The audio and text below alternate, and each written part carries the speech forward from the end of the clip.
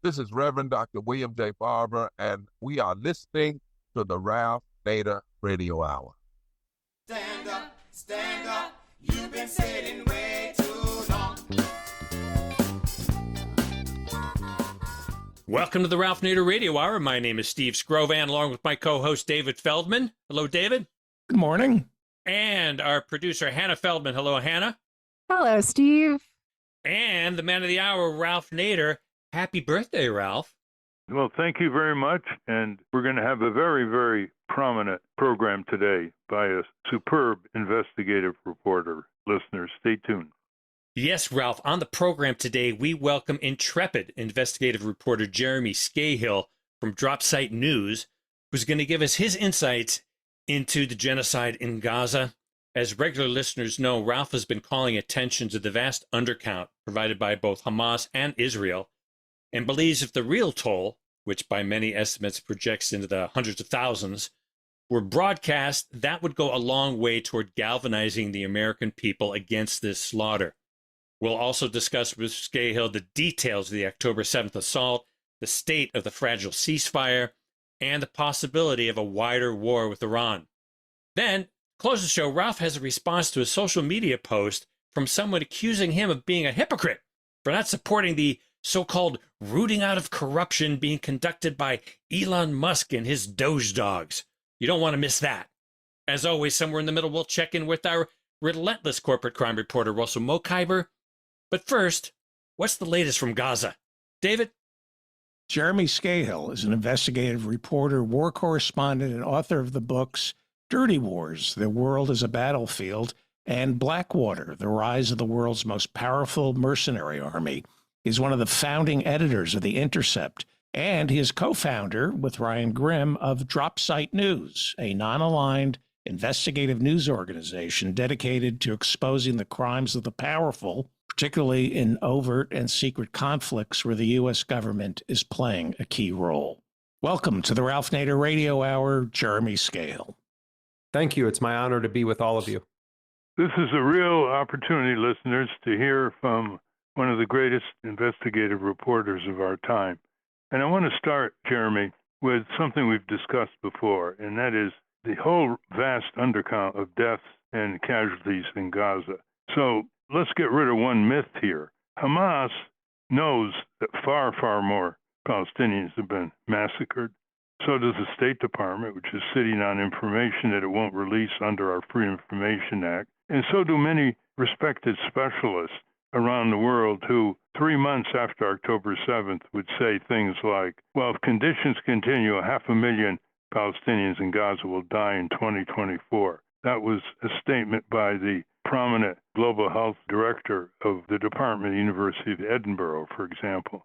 So what we're seeing here is Hamas has an interest in lowballing official figures to keep down the criticism and denunciation by its own people for not protecting them and providing them shelter. Netanyahu, of course, loves a lowball figure, so his war crimes are not connected to the hundreds of thousands of deaths, not to mention other casualties among the survivors.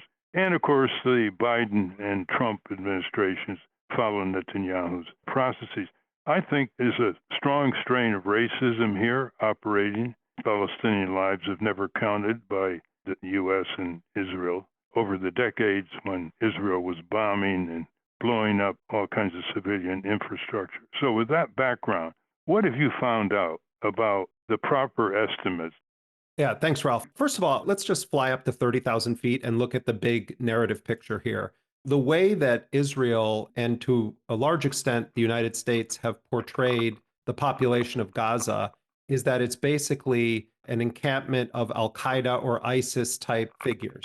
The reality is that among the 2.3 million residents of the Gaza Strip prior to the beginning of Israel's US-backed genocidal war, this was one of the most highly educated, condensed populations on Earth with a tremendous number of people achieving higher degrees. I say this to point out that even though these Palestinians of Gaza have been trapped in what amounts to a concentration camp where they're on a calorie-restricted diet, where even before October 7th, they were subjected to repeated Israeli military attacks, so-called mowing the lawn, as Israel put it, there is a tremendous level of education, and that certainly extends to the medical field and the field of forensics. So what I want to put on the table right now is that some of the greatest heroes in the world right now are the doctors, the forensic examiners, the nurses, the first aid responders, the civil defense units that go and try to recover people from rubble. They are doing an unbelievably difficult job while many of them are watching their own family members being killed. Israel has also systematically killed and imprisoned and tortured doctors. So the narrative about Gaza in almost every possible way is from the West and from Israel is just filled with propaganda. Now, to directly talk about the issue of how many Palestinians have actually been killed in this genocidal war that the United States is bankrolling, facilitating, offering political and legal defense for at every turn, you have to understand the system on the ground in Gaza. Palestinian medical officials believe that they have to be more precise than anyone else in the world when they present statistics because they are constantly being accused of being liars. This term Pallywood, that they're somehow faking their own deaths or staging scenes of massacres. They're aware of the narratives of the West. And so when we talk to officials at the Ministry of Health, they will say, we know that all of these statistics that we're putting out are a massive undercount of the death toll of our people. But the reason that they're doing this is because they've implemented with international advisors from the medical and forensic community a system to offer an abundance of proof for every single person that they have documented to have been killed. So when estimates are given of 48,000, 47,000, now it's around 50,000, people need to understand something very clearly. This is just the bodies of people that have officially been identified by the Ministry of Health in Gaza, meaning that they have either have a body and a positive identification of that individual, or they have body parts, and through forensic examination, they've been able to determine the identity of those people. They will not include any other number in that total if they have not done a positive identification of the body. So that's the first thing to understand about all of this. The second thing to understand is that Hamas is not just the Qassam brigades, it's armed wing. Hamas also has been the governing authority of Gaza, and not everyone who works in these civil institutions is a Hamas fighter or even a passionate member of the Hamas political movement, which won democratic elections in 2005, came to power, and then there was a massive effort led by the United States to try to delegitimize that election because the wrong party won. I'm putting these on the table. It's not directly what you're asking, but I'm putting this on the table because I think it's very important context. I speak every single day to people on the ground in Gaza, including doctors, journalists, and others. So I think I have a fairly good sense of how they do this. Now, in preparation for talking with you today, I spoke to some of our reporters on the ground in Gaza and asked them to speak to Gaza health authorities to try to answer some of this question. They're very uncomfortable with this for this reason.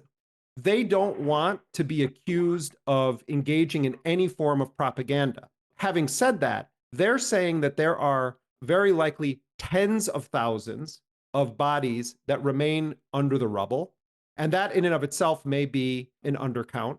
The Israelis are not allowing in, even though the first phase of the ceasefire agreement said that they would, they're not allowing in any large quantity of heavy equipment that could be used to start doing excavations. Every day in Gaza now, they're recovering anywhere between dozens and hundreds of bodies from various sites. Some of these people were killed a year ago, 6 months ago, 8 months ago, and then they have to go through the process of identifying them. You also have a reality that they do not include any deaths that were not the direct result of an immediate fatal military action. They do include some people who are brought into the emergency room and there's an attempt to try to save their lives, but they die. But they don't go and take someone who, like we've had dozens of children die since January of hypothermia in Gaza that have been documented. Those are not included in the death count, even though it's a direct result of Israel blocking the delivery of mobile homes and tents, which are required under the first phase of the ceasefire agreement. There were supposed to be 60,000 mobile homes, 200,000 tents. So infectious disease, that's not counted in this death toll that we're looking at. missing people, of which there are perhaps tens of thousands, maybe more than that. Those are not counted in this death toll. So it's not just that, I'll push back a little bit. I don't think that this is a case of Hamas trying to downplay it because they failed to protect their people. I would emphasize more, Ralph. I understand why you're saying it.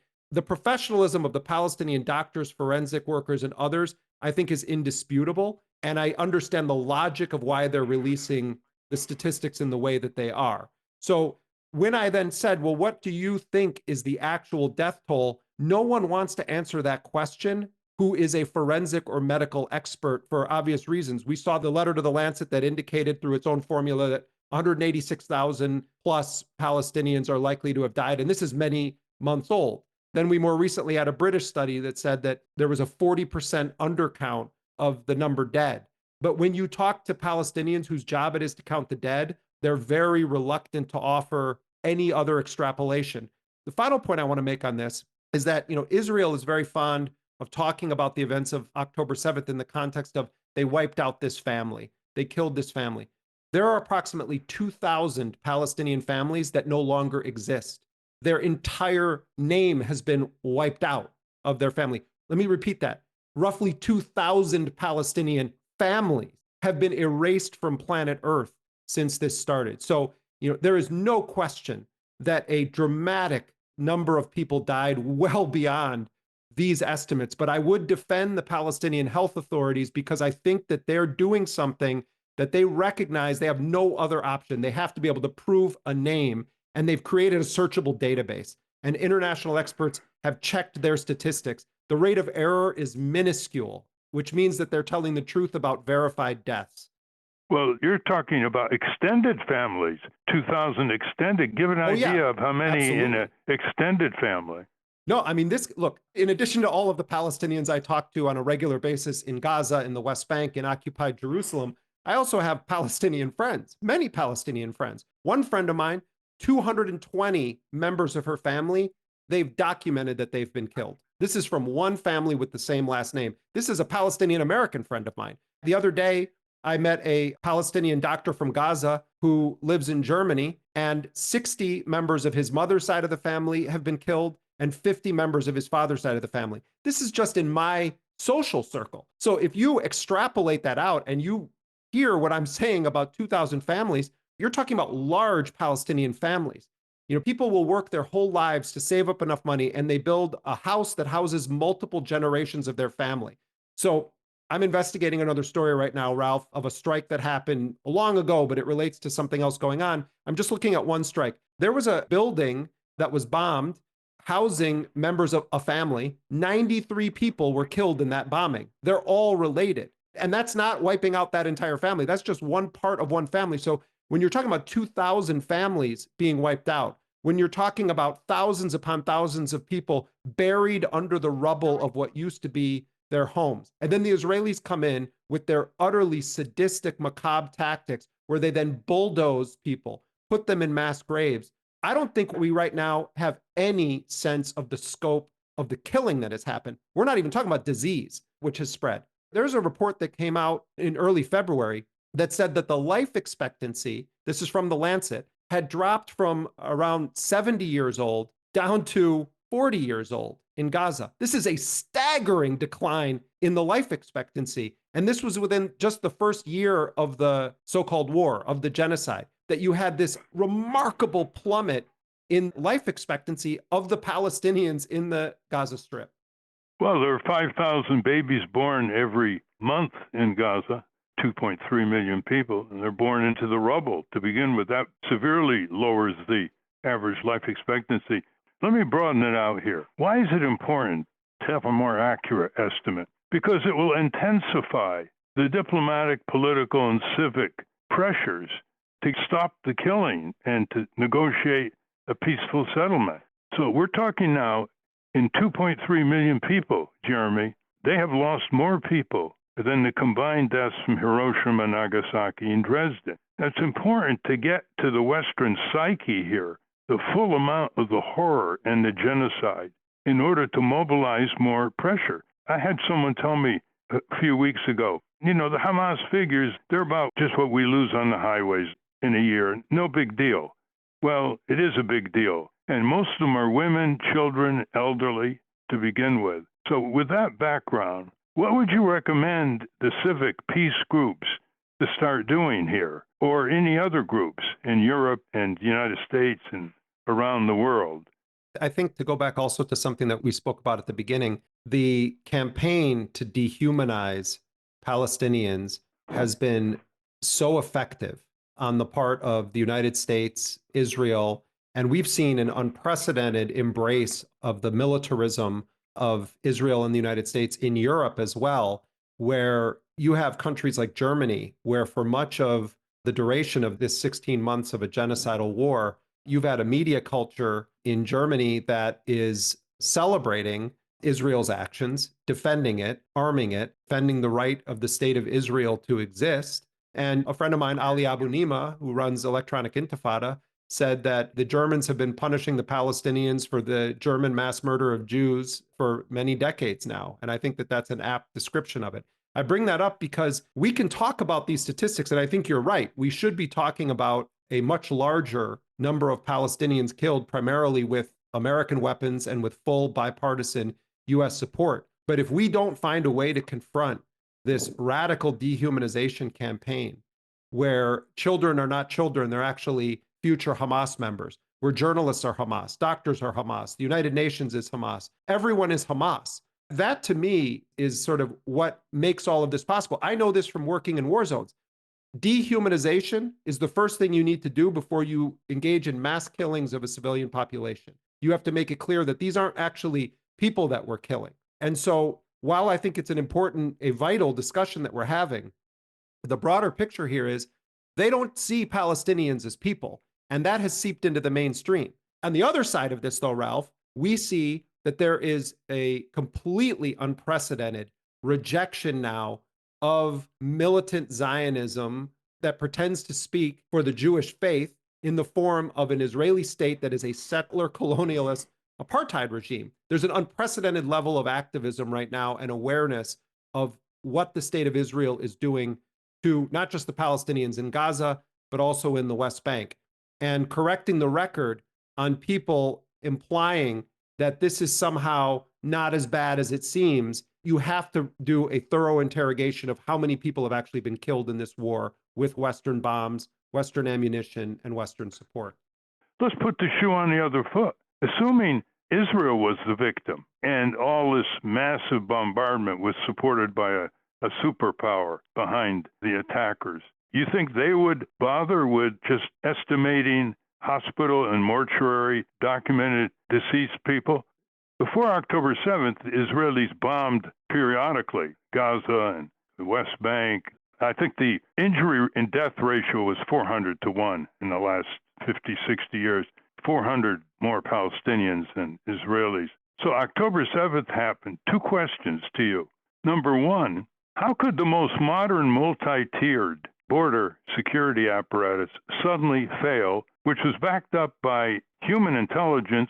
19, 20-year-old women Israeli soldiers were warning, because they were the spotters, that there were things going over the border that sounded pretty menacing, and their superiors ignored it. And Netanyahu's blocked any official investigation. It's not really credible that this was an accident. They know how to lure Hamas into something like this. Give us your take on this sudden border collapse, which some of the Israeli reporters have said was not accidental. There's even some more recent information that is starting to come out in the Israeli press. There was an Al Jazeera documentary that came out in, I believe it was early February or late January. It was only on Al Jazeera Arabic, though it wasn't Al Jazeera English. And it featured interviews with Qassam Brigade's fighters, which is very unusual to see rank and file armed members of Hamas's military division, the Qassam Brigades, interviewed. The Qassam Brigades members said that they had intelligence that Israel was planning a massive offensive against Gaza in the weeks leading up to when Hamas launched the October 7th attacks. And Hamas is saying in that documentary that we consider this an act of defense. Now, the big caveat here is that, they have their own reasons to try to come up with some retroactive justifications. That had never been said to me, and I interview Hamas officials all the time. But what happened after that is then Ronan Bergman, who is a reporter for the New York Times. He's Israeli himself, and he also writes for Ynet, one of the biggest publications in Israel. He writes for them in Hebrew. He writes for the New York Times in English. He did a story soon after that Al Jazeera documentary came out that said that actually Israel had quite advanced intelligence that Hamas was going to be planning a major assault, but also that there had been a discussion of assassinating Yahya Sinwar and others, and that Netanyahu had sort of walked out of the meeting and wasn't interested in moving forward with it. There are so many questions about how this happened. Haaretz and other publications in Israel, including publications that are not liberal or, are not particularly anti-Netanyahu, are very invested in this question, and Israel is doing an investigation, and it's going to be very interesting to see what happens. So I think two things are at play. There clearly were intelligence failures. There may have been, I don't have evidence for this, but there is a lot of smoke around this story. There may have been forces within Israel that thought it's not a bad thing to allow Hamas to engage in some form of an incursion into Israel, and they dramatically underestimated how successful that was going to be. But the other dynamic of this is that if you watch videos from Qassam Brigade's engineering corps, or you're really immersed in the world of their literature, you see that these are people making their own ammunition. This isn't Iranian weapons being smuggled into Gaza. These are people that have nothing but time during the day to be planning and plotting and thinking, and they have master's degrees and PhDs in studying how the Israelis think. Yahya Sinwar himself spent decades in Israeli prison, and he translated from Hebrew into Arabic the memoirs of the heads of Israeli intelligence and then distributed it to other prisoners and told them, you have to study the enemy. His own interrogators said that he was an incredibly brilliant man. I think that the world often underestimates Palestinians in many regards. And I think also in the case of the planning for Operation Al-Aqsa Flood, I think there was massive underestimation of the ingenuity and capacity of the Qassam brigades to launch this kind of assault. Look what they've been doing for 15 months. You had people that were portrayed as rats hiding in tunnels, inflicting massive losses on Israeli forces, and being able to produce high-end videos of their operations doing so. And, they fought Israel in what amounted to a war of attrition, where the Palestinian civilian population of Gaza paid the price. But I think that there is a real story here. And I think that it's one of these rare cases where there is genuine interest that aligns with the interests of people like us, where we want to understand how this happened. I think that there's a lot of Israelis who suspect that people in their government knew in advance that something big was going to happen, and for whatever reason, and there may be multiple reasons, didn't move to stop it. Well, the Washington Post, New York Times reported a long time ago that Netanyahu was given by Israeli intelligence a year earlier, before October 7th, the plans of Hamas. They got a hold of the plans of Hamas planning an attack. You've delved deeply into the Israeli count of 1,200 dead from the Hamas attack. It's interesting. The press doesn't say, the Israelis don't break down how many were non-combatants, how many were combatants. And there was a lot of propaganda that was quite effective about the asserted brutality of the Hamas fighters in that 48-hour period. Why don't you tell us what the real truth is here?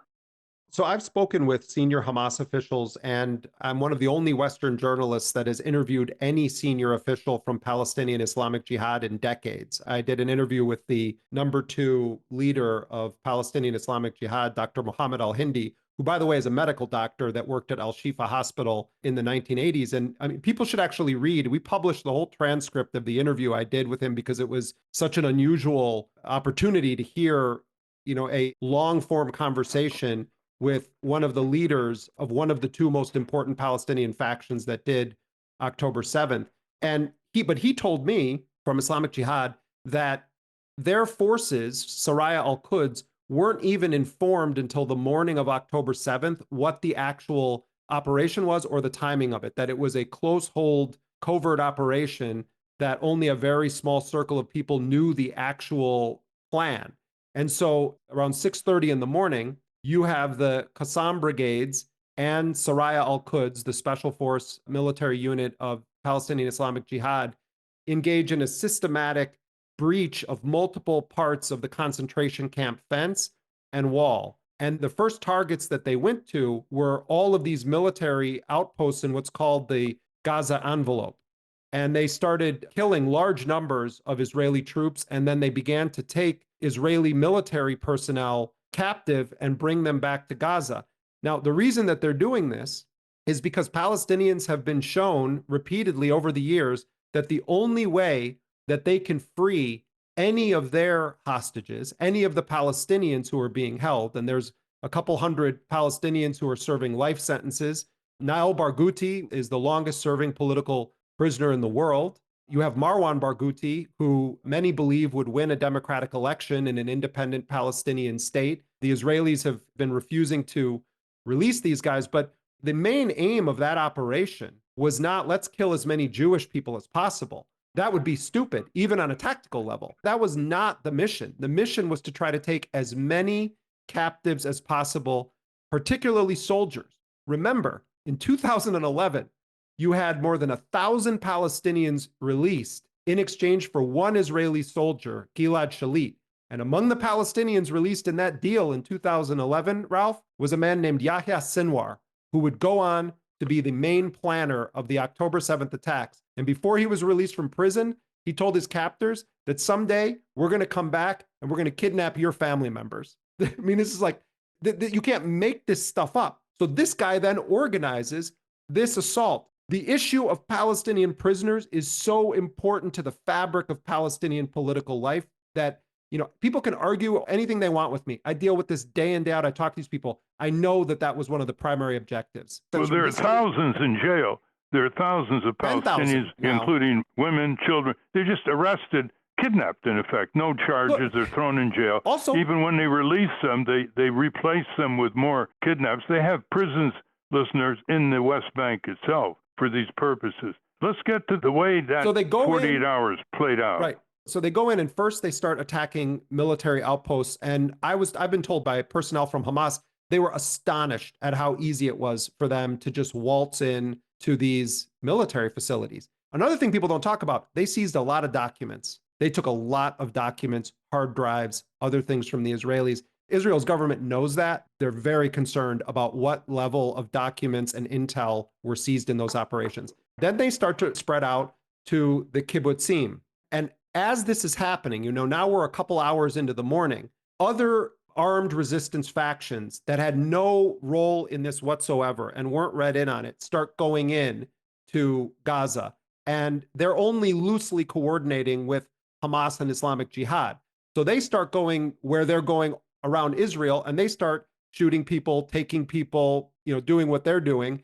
This was kind of the second wave. And then you had a third wave of people, which is ordinary Palestinians some of whom have never been outside of their concentration camp, whose loved ones have been killed, who've been on a calorie restricted diet. So, you know, you can imagine that you have different layers here.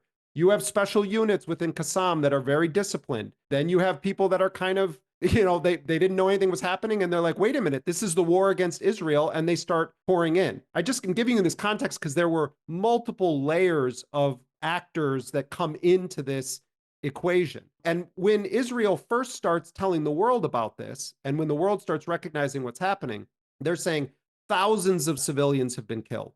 Then they're talking about 40 babies were beheaded. Babies were put into ovens. People were being decapitated left and right. And then you start to have, a little bit down the line, allegations that there was a systematic mass rape program that had been planned and that was implemented on October 7th. The narrative within hours of this thing starting was set by Israeli propaganda. And then when the dust settles and we start to actually look at what actually happened there were roughly 1,100 people that were killed that day who were either Israeli or they were foreigners working in Israel or they were dual citizens of Israel and other countries. And approximately 1/3 of them were either military, police, or security services that worked at some of these kibbutzim, many of whom were in the Israeli reserves, or they were working in a coordinated program with Israel's security forces.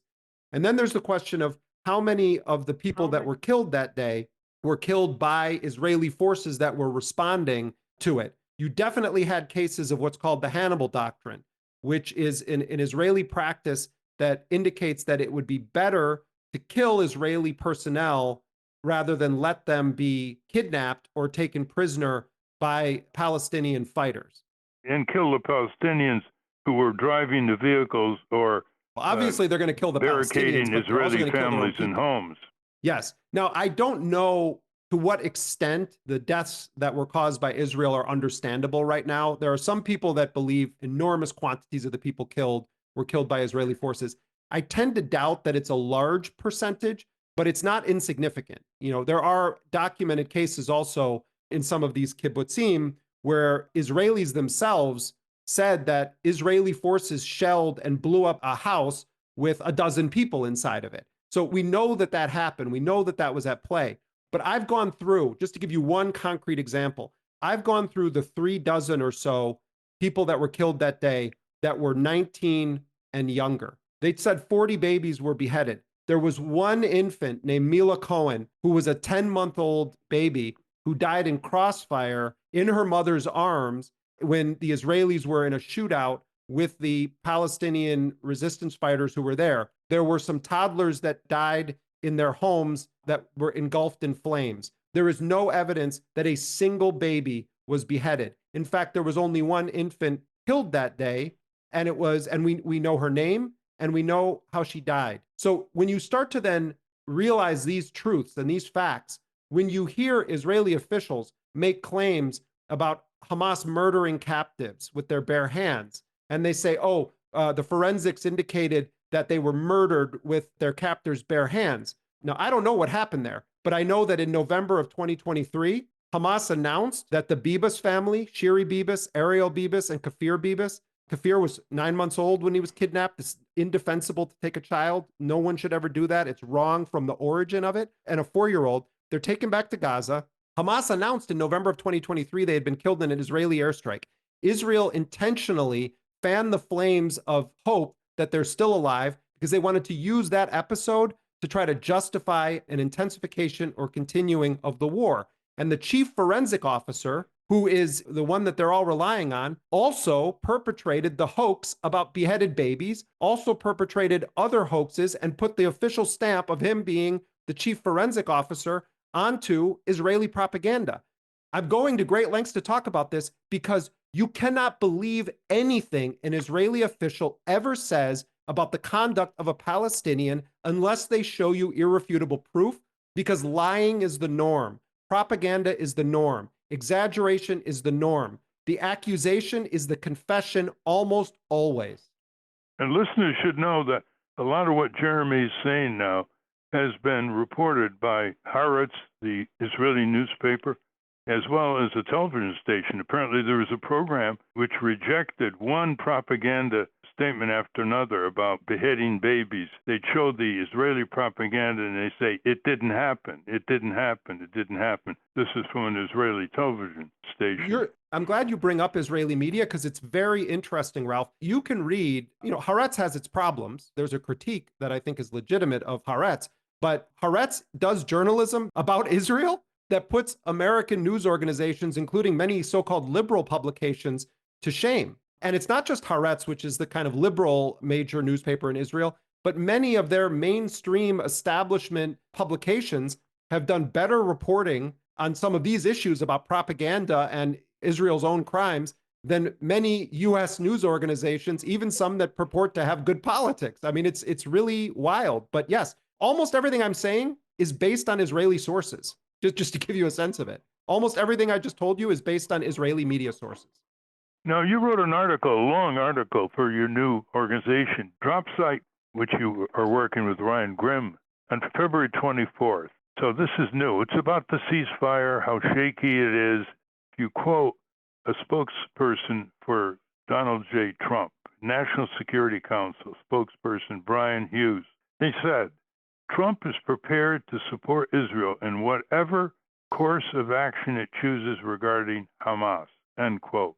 And you continue, Netanyahu has also claimed he is in possession of a so-called side letter from Trump and one from former President Joe Biden, assuring Israel it can resume full-scale war against Gaza if it determines the ceasefire is untenable.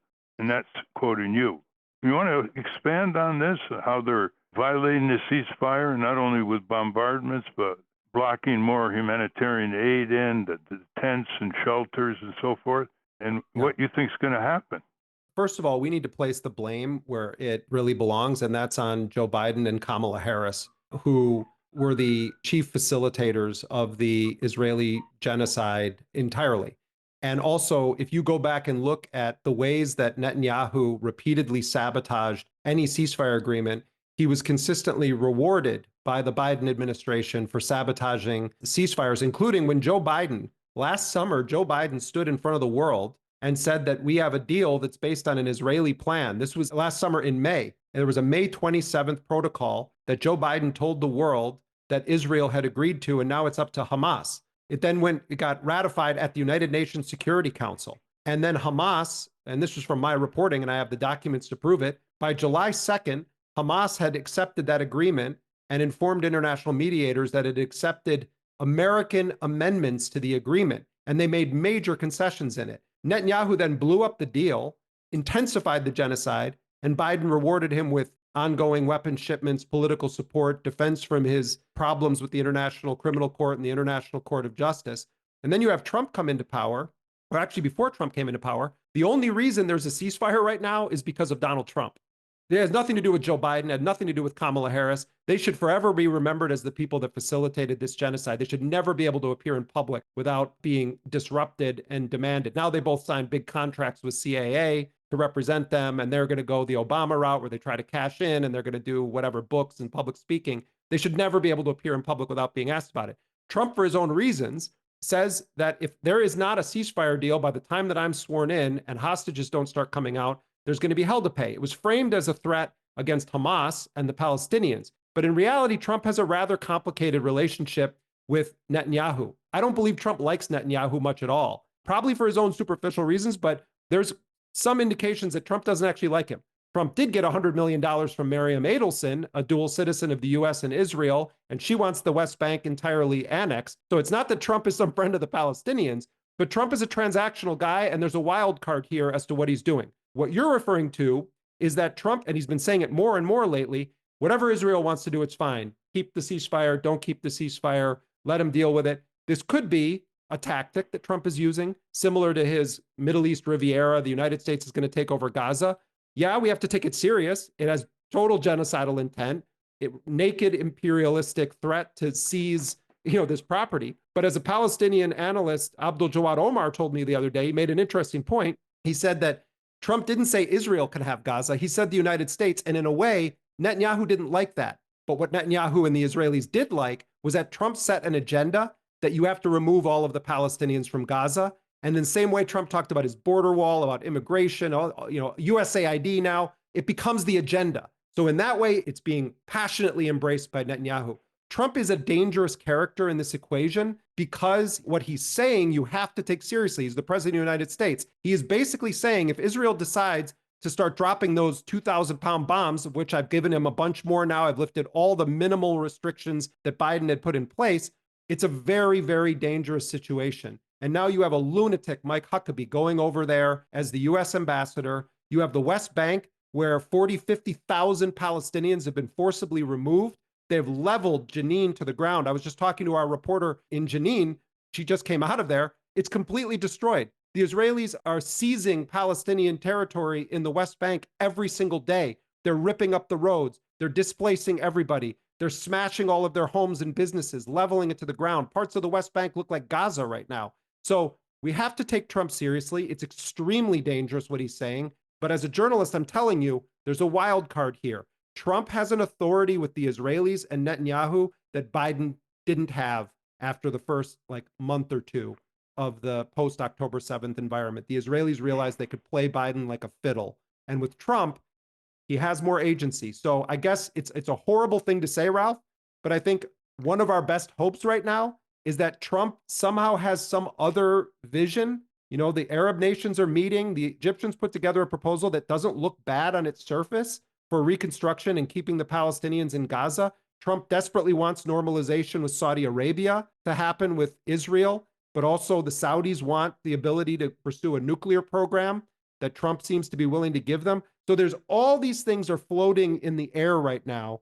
And the pathetic thing is, we have to hope that Trump has some agenda that isn't, I want to do mass ethnic cleansing of every Palestinian in the Gaza Strip.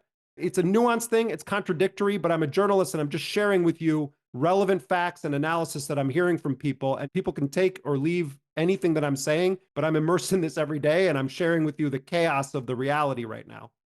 Share the consequences of a headline in one of the U.S. newspapers, page 1 recently, that Israel's planning an attack on Iran, a major attack on Iran in the next few weeks. You know, listen, look what they're doing in Syria. You know, yes, of course. They're taking territory in Syria and they're bombing Syria. And they've admitted they've bombed Syria over recent years hundreds of times in violation of international law, of course. But Trump has been very denunciatory of the Iranian regime. So if he gives the go-ahead, then it's going to be a wider regional war. Certainly, the Israelis are interested in a more full war against Iran, but I think they're going to be reluctant to do it unless the United States is fully backing them. Of course, Joe Biden was backing the Israelis in the military strikes against Iran, but Biden wasn't giving them carte blanche to go to full-scale war against the Iranians. It's certainly a possibility in Trump world, and we have to take it seriously. On the other hand, Trump's initial statements when he was elected toward the Iranians were received pretty positively in Tehran. The Iranians are being very careful with how they talk about Trump. I think that there is some sense in Iran that because Trump is a transactional guy, that they may also be able to make some form of a deal with Trump. I think that is a possibility. I also think there's a possibility that Netanyahu could get what he wants and that the Trump administration would go all in on a regime change attempt through massive bombardment of Iran. This very well could happen. We're talking with Jeremy Scahill, investigative reporter. The last bombing of Iran a few months ago by Israel severely disabled their air defenses. They attacked a nuclear facility that was above ground, and they blew up a material supply factory that was crucial to Iranian production of long-range missiles. So Iran's only lever now is to block the sea lanes for the shipment of huge amounts of oil through the Gulf to Western nations. They really don't have many cards to play, do they? No, they don't have too many cards to play in a conventional sense, but the Iranians are sophisticated students of history and of the United States. And I'm just emphasizing to you that I think the Iranians believe that they can make a deal with Trump. I'm not saying that that's likely. I'm saying I think they believe that there's a possibility. So I would keep your eye on that part of it. Read carefully how Iranian officials talk about the United States. On the flip side of this, you have Netanyahu that absolutely wants to continue to heavily bomb Iran. It doesn't have to be full-scale regime change. He can use whatever incident pops up. He goes to Trump. Trump says, sure, you can bomb them a bit. Then there's back channels between Iran and the United States about what's going to happen. Well, let's say they don't do that anymore. These were all choreographed things that happened when the Iranians and the Israelis were bombing each other some months ago. There is a behind-the-scenes choreography that takes place, and it's aimed at preventing a fuller war. If you remove those guardrails, yes, you could have a scenario where Israel hits Iran outside of the bounds of kind of what has been discussed behind the scenes, and they push right up to the envelope, as you're indicating, with some of the sites that they hit. But, I think the Iranians are smarter than Western observers give them credit for. If they engage in actions like the Houthis have in Yemen, this is the poorest country in the Arab world, and they have massively disrupted international shipping. They have massively harmed the Israeli economy with their attacks and blockade that they've operated off the coast of Yemen. If the Iranians enter that, then the question becomes, does Trump become so erratic in his response to it that he buys in fully to a massive attack against Iran? It's a wild card. Trump, look, Ralph, you and I both know Cy Hirsch, the legendary investigative reporter. I've known Cy for a long time, but I met Cy on the day of Trump's first inauguration years ago.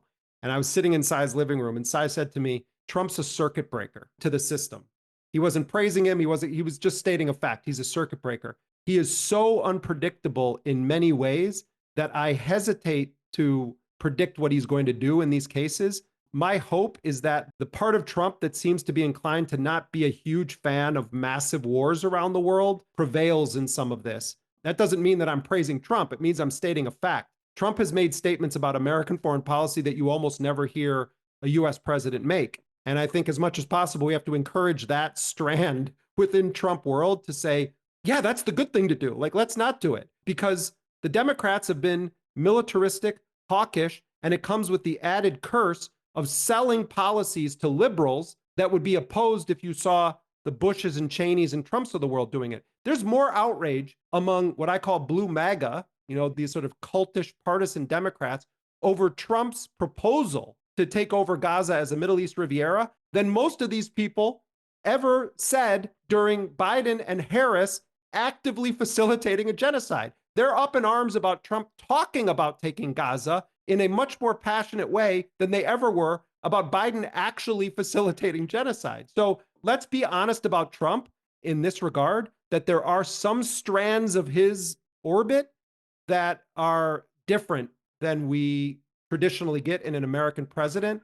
And so I'll hold on to a tiny bit of hope, both regarding Gaza and Iran, that maybe some strange, unorthodox perspective hits Trump on these things. I don't think it's the most likely, Ralph, but I think we have to be honest about it. Trump sometimes does the right thing for the wrong reasons or accidentally. Just remember, Trump doesn't like long, drawn-out wars like the one between Russia and Ukraine. He likes quick kills, which the Netanyahu regime will promise when they attack Iran. It'll be very quick, Donald, and you won't have to have any U.S. troops involved. Just for the record, when Iran retaliated against Israel with 2 missile strikes, there were no casualties. They deliberately avoided populated areas, a little damage to a couple of airfields, and on the first round, they actually flagged the coordinates for Jordan and the U.S. and Israel to shoot down the missiles. This has never happened before by antagonists. The only casualty was a Palestinian in West Bank who's hit by debris. Let's go to Steve.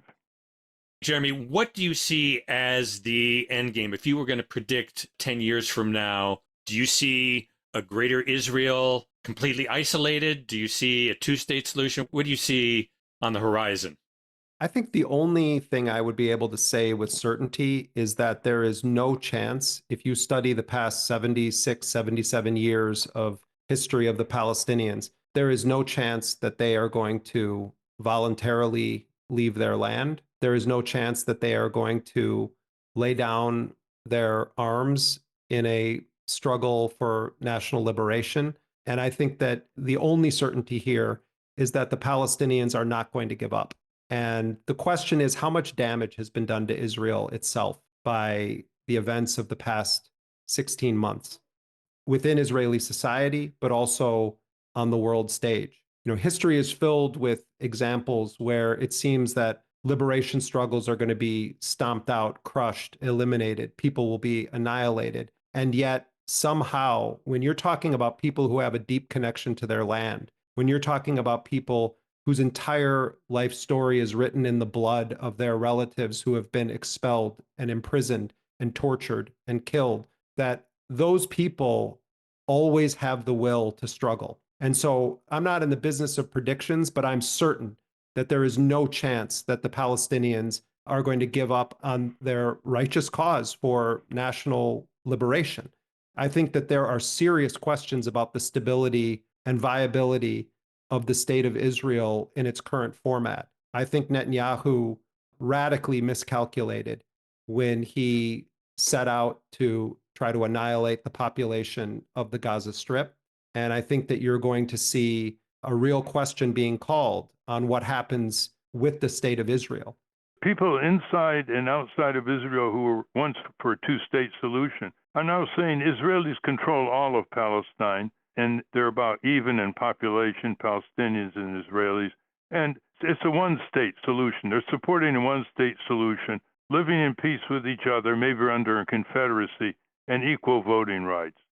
Well, the parties that are in control of Israel want nothing to do with that. Neither party in the United States is going to be endorsing that. But either we're talking about apartheid or we're going to talk about a democratic vote. And, when I talk to even people from Hamas, and Hamas, by the way, their official position is that if it's the will of the Palestinian people to have a two-state solution along 1967 borders with Jerusalem as the capital, that Hamas will not stand in the way of it. That's Hamas's current position. But if you ask Hamas about that, they'll say to you, show me the borders of the other state. Can that other state tell us where their borders are? Because Israel is just continuing to annex territory. So, no, I think you guys are getting at something very important, which is that many Palestinians now believe that as long as an apartheid colonialist regime is in place, that the cause of liberation doesn't end. That's just a fact. So this may be the death of any serious talk of a so-called two-state solution. Trump's people are probably going to try to ram it through. I mean, this is going to be something you're going to hear Arab nations talking about. You're going to hear the Saudis talking about. But I'm just telling you that the one certainty here is that the Palestinians are not going to give up. On that note, our time is up. Unfortunately, Jeremy Scahill, it's been a long narrative that you've conveyed, and you're continuing to convey with your new group called Dropsite. How do people access Dropsite and get the daily material that they can't get in normal news outlets? Yeah, thank you, Ralph. And we have multiple reporters inside of Gaza, in the West Bank. A part of our model is that we work with local reporters, many of whom have never been published in the English language before. So we're really honored to work with such incredible journalists and bring their work to an English-speaking audience. People can go to dropsitenews.com. We have no paywall. We take contributions from people who want to support our work, but we have a firm commitment to never limiting our content to people that have money to pay for it. So you can subscribe and you'll get the email updates from us, and you can always go to dropsitenews.com. Thank you so much for having me on, you guys. And Ralph, it's always an honor to be with you. From the time I was a kid, you've been one of my heroes, and I'm honored to have gotten to know you over the past several decades. Well, thank you, Jeremy. We wish you well. We've been speaking with Jeremy Scahill. We will link to Dropsite News at ralphnaderradiohour.com. When we come back, Ralph is going to respond to a social media tweet calling him a hypocrite. Stay tuned for that. But first, let's check in with our corporate crime reporter, Russell Mokhiber. From the National Press Building in Washington, D.C., this is your Corporate Crime Reporter Morning Minute for Friday, February 28, 2025. I'm Russell Mokhiber. What technology has the potential to kill more than half the human population, 4 to 5 billion children, women, and men, in a short time, thereby ending civilization as we know it? The first answer that might come to mind is a thermonuclear war. That would be apocalyptic, of course, but there is another equally catastrophic threat to humanity, one that is much more likely to occur, yet unknown to much of the world's population. This threat is based primarily on the development of genetic, engineering, and synthetic biology techniques that allow researchers to create new viruses and to make current viruses more transmissible, virulent, and lethal. That's according to a report by Andrew Kimbrell in the February-March 2025 issue of the Capitol Hill Citizen. For the Corporate Crime Reporter, I'm Russell Mokhiber.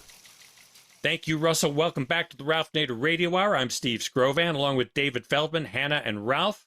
Ralph, we want to close the show today having you give a response to some social media posts that are suggesting that you're being hypocritical and should be supportive of what Trump, Musk, and Doge are doing, and even implying that you're not writing your own tweets, saying Ralph wouldn't say that. And I'm just going to give an example of one of the tweets here. It's from somebody named Brian Kuzmar, who says, "Come on, Ralph, you spent decades crusading against corporate corruption, exposing greed and abuse of power at every turn, yet now you conveniently ignore the glaring truth that our government has been just as corrupt, if not more so, and staggeringly wasteful to boot. The hypocrisy is deafening. Are you even writing this stuff yourself, or are you staffers just parroting talking points that sidestep the uncomfortable reality staring us all in the face?" Your response, Ralph. Brian, you must be either a volunteer musketeer or naive, or you're just having fun. Obviously, there's waste and corruption in the federal government over the years. Just look at the military budget supported by both parties, bloated and taking over half of the federal government's operating expenditures just in one department, unaudited, by the way. But you're talking about gangsters coming in, the Trump-Musk cabal, with a whole new rendition of corruption. For example, they're into it for their own enrichment.